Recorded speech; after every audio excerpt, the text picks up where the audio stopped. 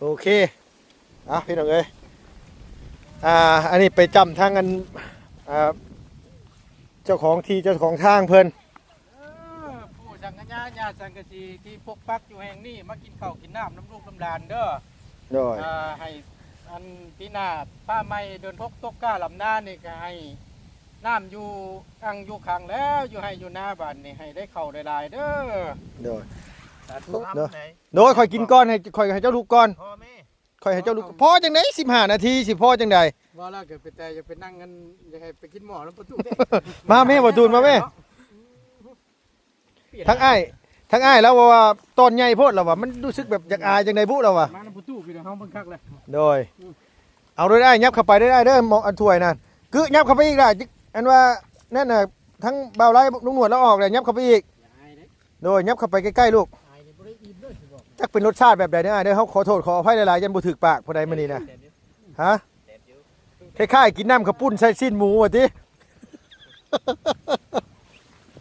เอาอีหลีแล้วพี่น้องเอ้ยอันว่าใส่พริกแกงอันนี้จักสิออกมาเป็นรสชาติใดมักพริกมันบ่มีผู้บ่าวแซ่บอยู่บ่ผ่านเนาะ2คนนี่ถ้าให้จองนี่สมมุติว่าลุงให้เปิดโอกาสให้จองเลยจองผู้ใดเฮ้ย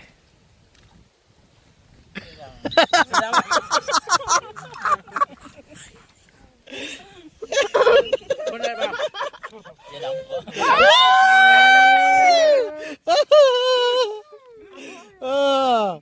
คือได้ค่ะระวัง2คนนี่อันอ้ายเพิ่น2คนนี่คันลุงเปิดให้เจ้าจองนี่เจ้าจองไผคือได้ดังจองบ่ได้เด้อเนาะต้องตัดสินใจผู้เดียวเนาะสิเลือกมาเป็นคู่ชีวิตเนาะว้าวถือสุดยอดเฮ้ยสิไปว่าเอาจองเอาใช่อ้ายไปได้น่ะลุงอดพังบ่ไหวลุกหนีเลยพี่น้องเอ้ยเขาว่าเพิ่นว่าคำว่านั้นมันก็บ่ถึกเนาะถ้าจังซั่นฮักพี่สิได้เนาะก็บ่ช้ำจักเนาะโดยว่ะโดยโ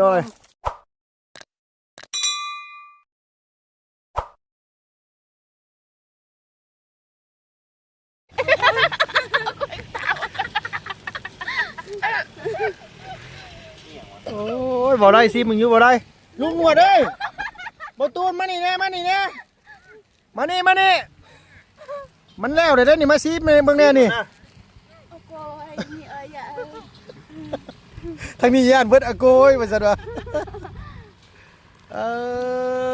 เอาพี่น้องเอ้ยเนาะมาต่อกันเลย EP ที่2มาที่นี่อันว่าเฮ็ดอันนี้เรียบร้อยแล้วมาซิมึงอยู่ฮะลงไปเอาตะกองนั่นนี่เลยพี่เจ้าอมบ่กินบ่ชดน้ำเฉยแม่นะข้างในบ่คือเอ้าเนาะคักแน่แล้วถมลายใส่ซื่อเอาตอนเดียวฮะเอาไปจองเนาะเจ้าบ่ได้บอกว่าเอาจักตอนเนาะบอกกันได้แม่ติแม่นโดยเอาคันว่าแซ่บแล้วก็แซ่บบ่ทุกคนก็พักลงไปแล้วบัดนี้น่ะโอ้ฮะน้ำปั่นน้ำก็พูดแท้มันบ่มีเลยมันบ่มีพริกบางอย่างนะข่อยเห็นน้ำหน้าข่อยก็ใส่น้ำหน้าขั่วใส่กะทิรวมฮิตเลยบัดนี้ก็สิเอาพักลงไปก็ขึ้นมากินนะบัดนี้น่ะแซ่บบ่ดโดยเอาพักใส่ไหมล่ะเอาพักใส่ซะนะมือวิทย์เอามือวิทย์ใช่เนาะมือเข้าเนาะจ้ำนั่นแหละโดย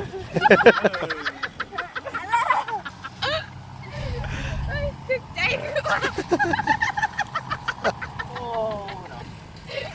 โดยเอาใส่ฮุกเอาใส่รถห้างมันก็ใส่รถนะห้างมันก็ใส่รถล่างกับข้างห้างมันน่ะเอามีดออกเดี๋ยวมีดปิดบาดมือโดยสบายดีนะพี่น้องเด้อมือบ่ว่างโอ้ถิ่มกับเพิ่งได้ยีดอกเอาตัวนี้เด็ดแน่ตัวนี้ต้นได้บ่เนาะต้นเลยตัวนี้เด็ดแน่ตัวนี้แกตัวนั้นแกกินได้โดยคนนี่ไม่นี่เอานี่ไม่นี่คน ไม่ คน คนเฮ้ยคน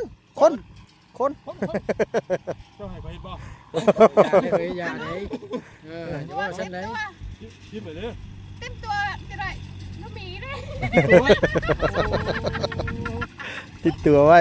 มาบ่มีหน่อยจังเนาะ เลยบ่วงมีหน่อยเลยพอแล้วเจ้าอีกคนนั่นคักหลายสำนั้นแหละยิงๆต้องไปมันนี่ก็ได้แหละ อัดไว้บัดอัดไว้จังหน่อยเพราะมัน มัดกะยามัดกะยามัดก็ได้ละ มุ้ยฝาบ่ได้ไว้ หมุ้ยฝา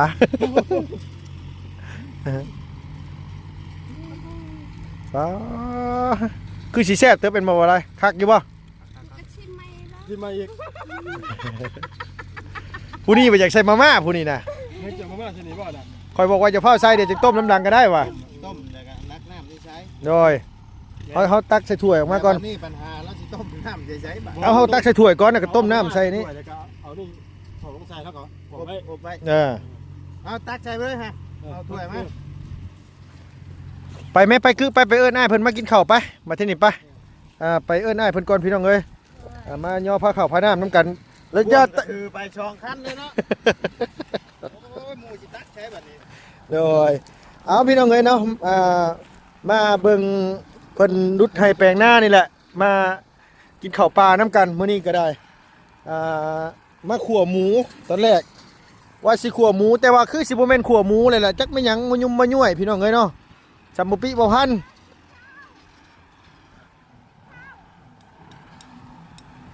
กินข้าวเด้อกินข้าวเด้อ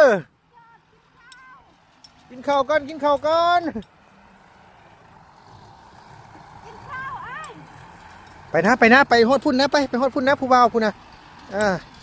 ไปฮอดผู้บ่าวพุ่นไปเอาพี่น้องเอ๋ยเนาะเป็นไงกะกราบสบายดีเด้อสบายดีพ่อแม่พี่น้องเบิดสู่ขู่สู่คนเนาะพี่เนาะระหว่างในและก็ต่างประเทศพี่น้องเอ๋ยที่เขามารับมาชมช่อง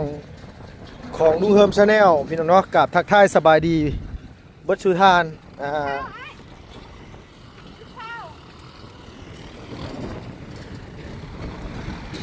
ผู้แหละเพื่อนเถ่าพอนะน้ำผู้บ่าวนะเอ้ยขาดผู้บ่าวไปบ่ได้เลยผู้บ่าวลงมาให้หยอกได้นะเดี๋ยวยืนบ่วงให้เด้อนั่งเด้อยืนบ่วงให้เลย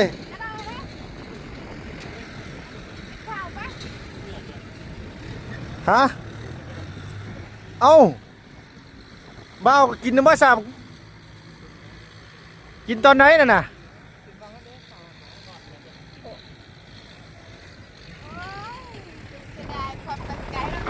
เสียดายความตั้งใจผู้สาวว่าไปกินน้ำผู้สาวเนี่ยจะค้ำไปโดย ไปกินเป็ดนึ่งแล้วก็ไป โดยไอ้เอ้ยผู้บ่าวสำนักกินข้าวเด้อกินข้าวกัน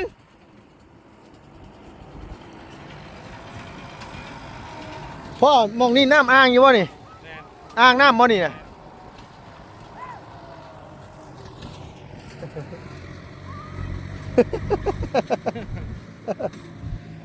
โอ้ยกี่ปุ่นไปบ่อคอยเบิดบาดดี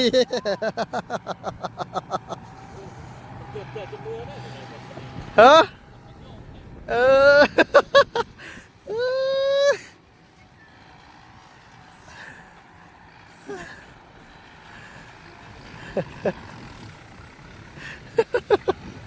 พี่น้องเอ้ยพอก่อน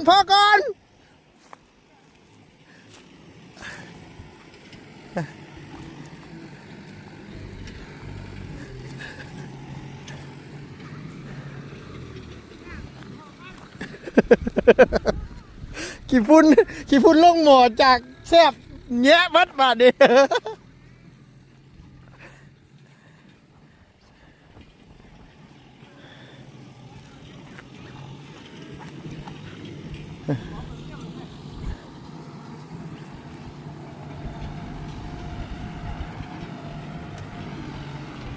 โอ้จักแม่นแกงยังบุนี่ใส่หมูนุ่มตุ้มต้วยเลย เอ็ดเสือแต่งานนี่แม่มันตะจ่ามันหนักมั้ยเว้ยเป็นก่อนได้ตาหน่อยหน้าตา ไผเอาใส่2ถ้วย3ถ้วยฮะแต่เจ้าสิเอาถ้วยใส่ตาแกงมาที่นี่ พ่อ เอาใส่ถอกใส่น้ำกันลูกหลานนี่นะใส่ไปใส่เลยนะ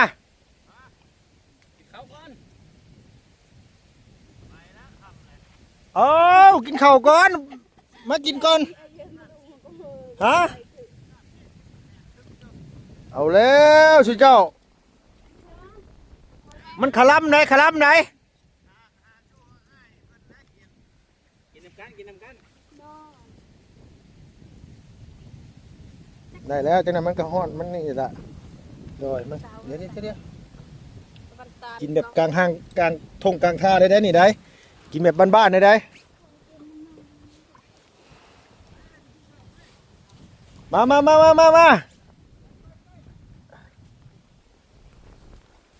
เอามาตักอีกนั่งถ้วยหนึงค่ะล่ะมักพริกบ่มีอ้ายเอ้ยเฮาไปใส่พริกแกงซ้ำแลนน้องทงยังเว้าอยู่เดี๋ยวนี้น่ะแซ่บบ่แซ่บก็อย่าว่ากันเด้อขั่วหมูใส่พริกแกงมันแต่เก่าพัดหมูใส่น้ำไม้ส้มเนาะใส่พริกแกงมันจังแซ่บมาผู้บ่าวมาล้างมือโดยล้างมือกินข้าวใช้นางติบข้าวได้ลูก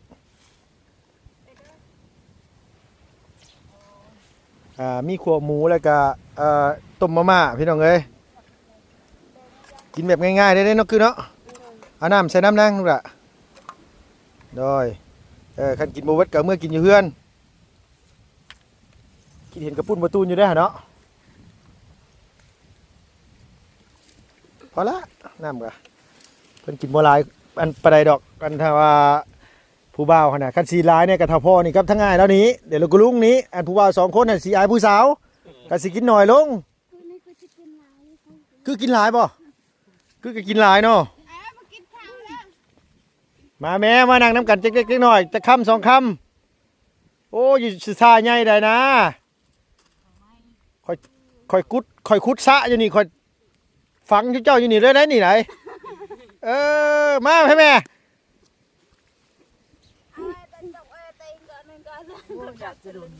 อยากจะหล่นเลยบ่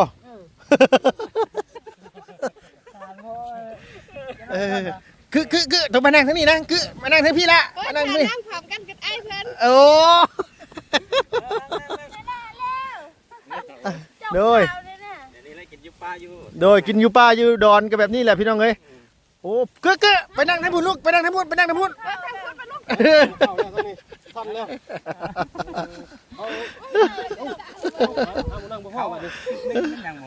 เดี๋ยวจกไปฟังนั่นก็ได้จกไปฟังนั่นก็ได้ติ๊บเข่าโดย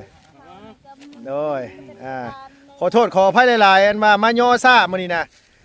คิดอยู่ว่าอ้ายแล้วต้องถ่าได้นี่นัดกันมื้อวานนี่ว่าสิไปปิ้งหมูกินอยู่พุ่นว่าบ่ได้ถ่าน้ำผู้ใดดอกพี่น้องเอ้ยกระถ่าน้ำลุงเองนี่แหละลุงแล่นออกไปอันว่าอัปโหลดคลิปอยู่ทงหน้าบ้านนั่นพนมาโดยเอาฮะอันยกไปทั้งนั้นอีกเนี่ยถ้วยนั่นยกไปทั้งนั้นอีกทั้งอ้ายเพิ่นน่ะโดยเจ้าที่เจ้าทางติมาเด้อ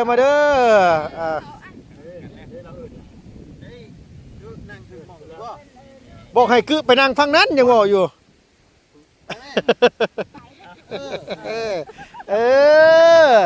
ตักสั้นได้ไหมดีละมันจะเข่าเป๊กแล้ววันที่นี่นั่นแหละนั่งตีตะหมาดใส่รถนี่โดยมาโดยคนเล็กหน่อยได้กินน้ำคำ2 คำนี่ก็ออกก็ได้ดอกไม่ได้ว่ายังดอกเป็นยังก็ยังตอดนะมานั่งพี่ก็ได้โดยเอากินข้าวควมผ้าพี่น้องเลยอันยับอิ่มแล้วก็มานั่งกันออกไปสบายมือไปก่อนมันต้องจะค้ำจากไหนได้พี่น้องเลยมันขล้ำได้นี่นะอันนี้ก็ถือพดไม่เห็นยังสิไปไล่หมดปลาอยู่ใช่น่ะฮะอุดหนูอยู่ใช่โดย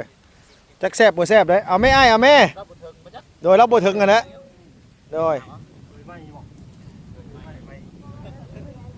กึกกับบ่ถึงบ่กึบาดทีนี่ยับเข้าไปกึเอ้ย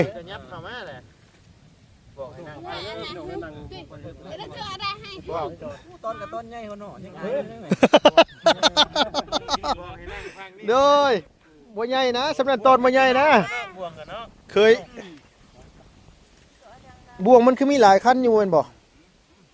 เขาเอามาจากขั้นจะคือบ่วงนางอืมนี่แหละ ใช่กูมาชม พ่อชอบบ่ถึงซ้ำพ่อบ่นี่พ่อกินข้าวหม้อได้บ่พ่อกินข้าวหม้อได้บ่ ให้พ่อมันกิน โดยเบิ่ง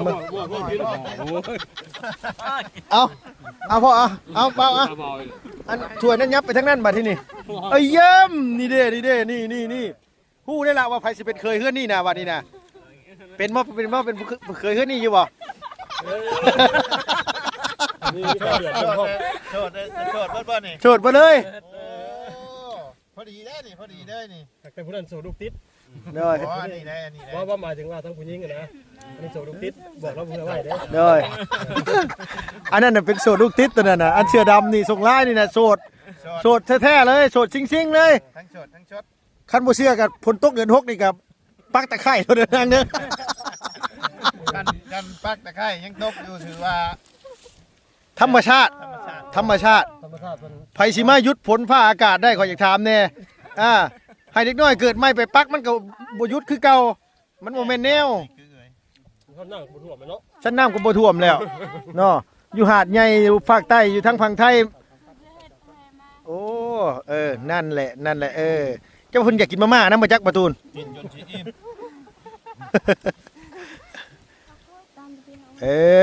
ไปบัดทีนี้คำเข่านะเอาจำหลายคำแท้ ได้ว่าของหน่อยเนี่ยพ่อมันกินเนาะ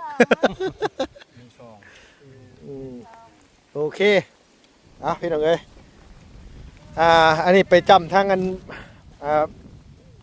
เจ้าของที่เจ้าของทางเพิ่น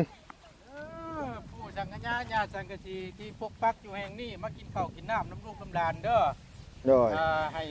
อันพี่นาป้าไม่เดินพกตกก้าลำหน้านี่ก็ให้น้ำอยู่อังอยู่ขังแล้วอยู่ให้อยู่หน้าบ้านนี่ให้ได้เข้าได้หลายเด้อ โดยโอ้ ที่ข้าวลูกน้ำหลานเด้อ เชื่อจะได้ครับ เป็นหมอสูตรหมออันนี้ได้นี่ได้คนประเภทนี้ได้ โอ้เราเฮ็ดอยู่ในต้นมะขามมื้อน่ะกันบ่ไล่นี่ตัดทิ่มได้แล้ววะ ยังคือเอาที่ ยังคือเก่า ได้ยังแล้วขอเลขเฉพาะ ได้จิ๊กโตปลาเลย เอ ป อ ลามื้อน่ะขอโดด โดย ไฟถ่าเยอะ โดย แล้ว5ว่ะติ เออ ได้มาแม่น่ะ เอา ฉันก็ว่าน่ะ ลำไหน โดยข่อยกินก้อนให้เจ้าลูกก้อน พ่อแม่ ข่อยให้เจ้าลูกพอจังได๋15 นาทีสิพอจังได๋ ว่าแล้วก็ไปแต่จะไปนั่งกันจะให้ไปกินหม้อแล้วประตูเด้ มาแม่บ่ตูนมาแม่ทั้งอ้ายแล้วว่าตอนใหญ่โพดแล้วว่ามันรู้สึกแบบอยากอายจังได๋บุแล้วว่า มาแล้วประตูพี่น้องเบิ่งคักเลย โดยเอาด้วยได้ยับเข้าไปได้เด้อมองอันถ้วยนั่นคือยับเข้าไปอีกล่ะอันว่านั่นน่ะทั้งเบาไล่ลุงหนวดแล้วออกเลยยับเข้าไปอีก อายเด้ โดยยับเข้าไปใกล้ๆลูก อายนี่บ่ได้อิ่มเด้อสิบอก จักเป็นรสชาติแบบใดเด้อเด้อเฮาขอโทษขออภัยหลายๆยันบ่ถึกปากผู้ใดมื้อนี้นะฮะคล้ายๆกินน้ำข้าวปุ้นใส่ชิ้นหมูว่าติ เอาอีหลีแล้วพี่น้องเอ้ยอันว่าใส่พริกแกงอันนี้จักสิออกมาเป็นรสชาติใดมักพริกมันบ่มีผู้บ่าวแซ่บอยู่บ่ผ่านเนาะสองคนนี่ถ้าให้จองนี่เอาสมมุติว่าลุงให้เปิดโอกาสให้จองเลยจองผู้ใดเฮ้ย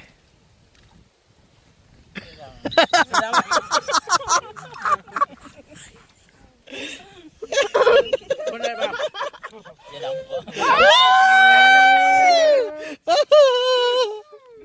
เออคือ คือได้ฮะ ระห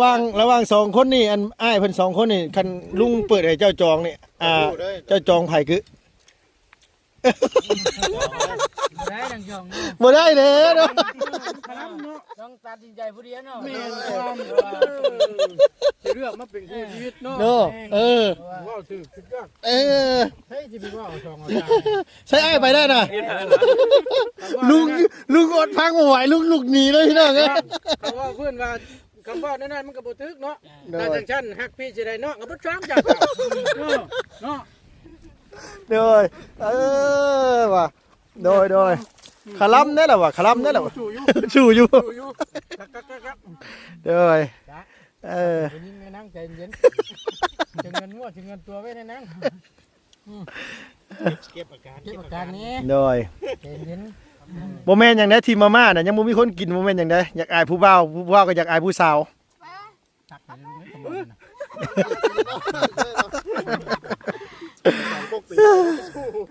โดยคักอยู่บ่ประตูนคักอยู่บ่ กินตาลได้เลยตาลได้กินให้คนเลย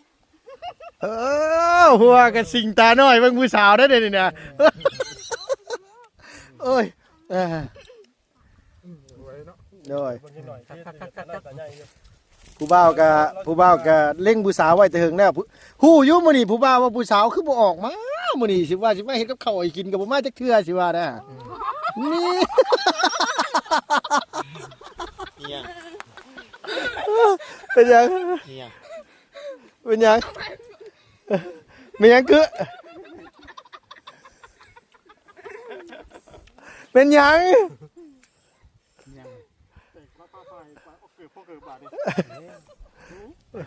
เป็นหยัง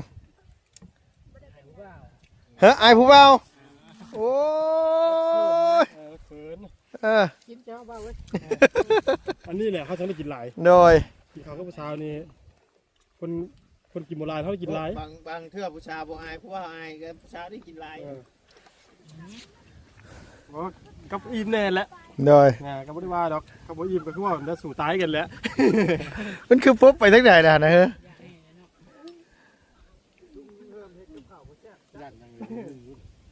ฮะ ถ้ามันเพชรคักอยู่ลุงเหิม ตรงนี้ยังไงนุ่ม มันต้อง จังว่า ที่ว่ามีอัดบ่งไปยัก บ่จะกินมาแต่หัวคำข่าวรุดจะด้วยไปจ้ะ มันจะเคยเคยไหนอันว่าอันเขาอะไรเป็นวัวเป็นว่า เขารุดใช่ถ้วยเขาชิมือบ่ฮู้จักรักษาว่าจ่าจักดีได้ชิมือนี่จักเว้าหยังก็เว้าได้หั่นน่ะไอ้ผู้เบา บ่ใส่หมักพอกินน้ำเบากินนี่ อันไหนก็ บ่ค คำใด ำลงเฮิมเบาเกินบางนั้นนะ โอ้โห ตาคือได้มันตาครักครัก บ่คือบ่คือตัวย่านหยัง ไม่ได้จะอิ่มแล้ว ต้องมีแนวนะตรงว่าต้องมีแนวนะ ไม่ หมูกับบุเด็ดเนาะ โดย เงาหยุ่นหยุ่น เอาพี่น้องให้เนาะกินข้าวว่าเอ๊ะจ้ะเฮ้ยน่ะไปเจ้าเฮ้ยนั่นเบิดคนก็เนาะ โอ้ยบ่เบิดแล้วเบิดน่ะบ่เบิดแล้วมีแต่คนอิ่มๆเมื่อไหร่เลยเพราะว่าหยังทั้งเบาไล่ลุงหนวดทั้งบ่ตูนลุงเฮิมพี่น้องเอ้ยใส่มาแล้วได้หลอกหนึงมาเลยเด้อันนี้นี่ว่ามาแต่งสู่ช่วยแล้วกินเพราะว่าหยังได้รับปากแล้วไว้แล้วก่อนนี้ เราจนขาดดิ แล้วจนถ้าเพราะว่าหยังออกไปอันว่าทั้งไอ้กึว่าลุงเฮิมอ้ายเพิ่นว่าสิออกมาซื้อกับข้าวว่าซั่นว่าโอ้มันต้องบอกได้เฮ้ยว่า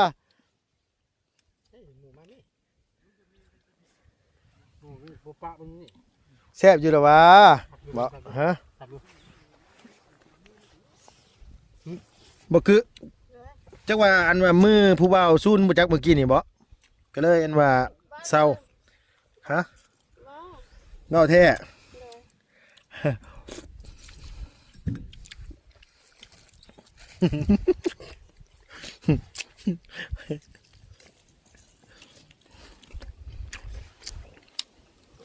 แต่ลุง แนมตะหนาเฮาขอบคุณขอบใจได้ลุงเด้อ โดยเอาคักเอาเฮ้ยเกืออันว่าอันนี้มาเก็บได้ล่ะเด้อจังหน่อยเด้อ จะบ่หักให้มันมุน ผู้สาวบ่ฮักให้มันมุนซ้ำนะวานเฮ็ดให้ผู้บ่าวกินก็ฮักให้มันมุนเลยติ ยกถ้วยมัน ยกถ้วยรถแล้วว่ายกถ้วยรถมาโดยเจ้าเดี๋ยวที่ก้อยที่เรากันหนาวเนี่ยไอ้ฉันคือไหม โอ้ยเดี๋ยวจะเมื่อน้ำกันมาเก็บอันนี้ก่อนจะเฝ้าคักเนาะ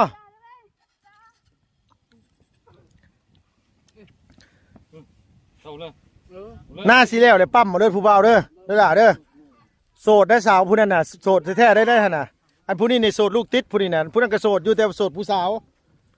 มาทำไมมาเก็บทำไมโดยแล้วบ้ายมือนี้แล้วปะโดยไม่มืออื่นก็ได้คันว่านั่นกับมืออื่นเนี่ยก็มากับปั๊บนี่แหละก็จังจ่ายเงินจ่ายทองกันเฮ้ยอะไรล่ะลูกอะไร ลูกมันบ่ได้กินเลย เพราะว่าถ้ารอคำตอบมาไม่เพิ่นน้ำแน่นะมื้อแรงหั่นนะเดี๋ยวน้องสิโทรไปหาทั้งอ้ายแล้วแหละฟังคำตอบอีกเทื่อนึงว่าเพิ่นสิเอาไหนต่ออีกหั่นนะอ้ายโดย อ่ะลุงไอ้ก็บ่กินให้หมดแม่นี่ น้องมากินน้ำ น้องมากินน้ำไม่ได้แล้ว ก็โดนกินอิ่มแล้ว เทใส่หม้อแล้วลูกหลานว่านั่นน่ะอันน่ะขัวหมูนะใส่ผู้บ่าวเสื้อดำเอาไปกินบ่มาม่านะ เอาแม่ แล้วนั่นแหละคิดว่า ใครเอา ฮะ เฮ็ดกินก็ไว้ในนี่ อิ่มแล้ว เอาแม่คือตัวไผบอกให้ตัวเฮ็ดคือ บ่ได้คือบ่ได้เฮ็ดได้ลุง นี่เด้นี่คือนี่เด้ คือเฮ็ดซื่อ ก็เฮ็ดซื่อๆคือบ่กินเลยคือเฮ็ดซื่อๆเฮ็ดหยัง ๆเอาสิถอดสิจบแล้วงาน ใส่เบิ่งจับดูเบิ่งมันบ่แซ่บปานนั้นบ่เด้นี่มันเป็นได้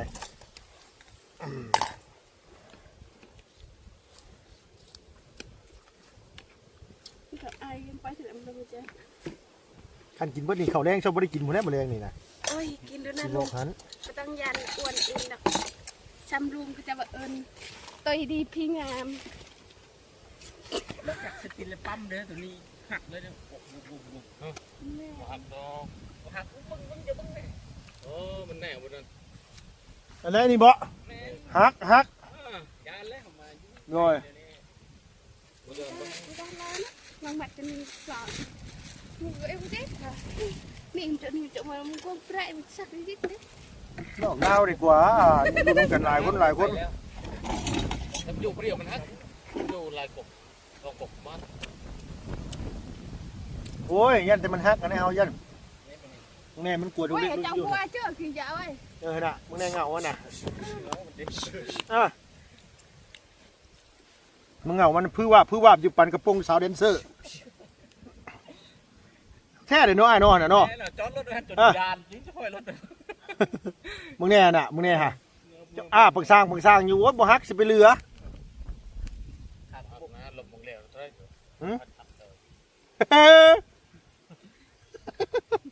ลบมึงแล้วเดี๋ยวบ่ได้ฮักแล้วว่ะ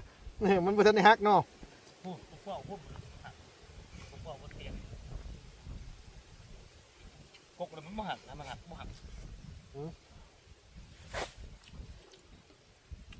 กุ๊กหยังกุ๊กย่อบ่ กกปีเป็ดเลยบ่ให้เดินเมื่อบ่เอ็ดให้นิ่งก่อนลงมาให้นิ่งเอา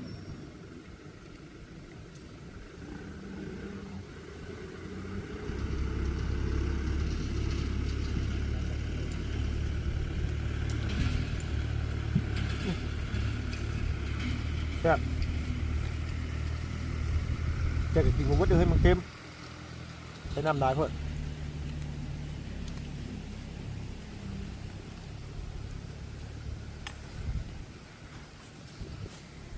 เก็บไว้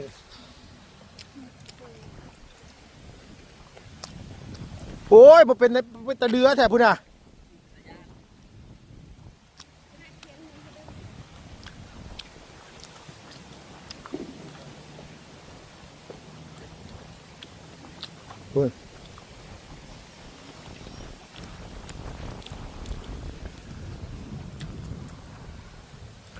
เอาพี่น้องเลยเนาะสำหรับคลิปนี้ก็กินน้ำกันนี่จะว่าเดินทางออกเมื่อก่อนพี่น้องเลยขอบคุณหลายๆอยู่ดีมีแห้งอย่าเจ็บอย่าจนดำๆไปรวยสุขภาพพานามัยแข็งแรงเนาะพี่น้องสำหรับคลิปนี้ไปแล้วพี่น้องมืออื่นพบพ่อกันมาอีกเช่นนึงสมาจ่ายเงินจ่ายทองให้ทั้งอ้ายเพิ่นขอบคุณหลายๆพี่น้องเนาะอยู่ดีมีแห้งสำหรับคลิปนี้ไปแล้วพี่น้องบ๊ายบายสบายดีเด้อ